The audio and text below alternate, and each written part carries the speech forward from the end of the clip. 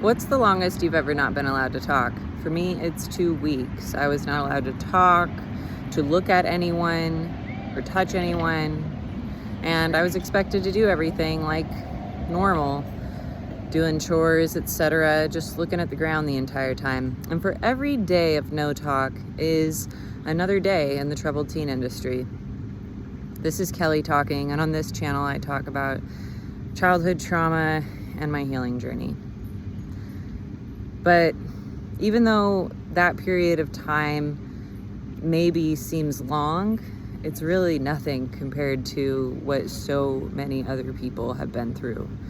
And witnessing other people being on no talk, for me, was even more traumatic.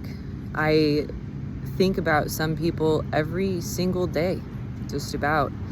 There was one girl who was on no talk for maybe 4 months before I actually graduated and left the program. So I have no idea how long this person was not allowed any form of human kindness or conversation.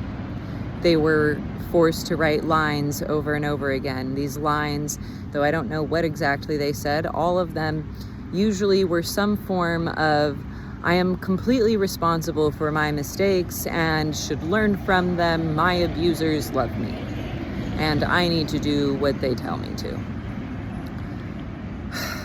I'm gonna make another video talking more about not only the strict no talk punishment, but also the overall no talking about so many things, no forming real friendships in fear of never being allowed to talk to that person ever again, and how that has impacted me.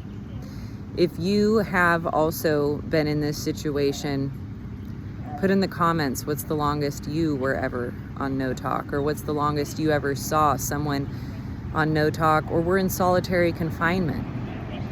Much love to all my survivor friends out there. Peace.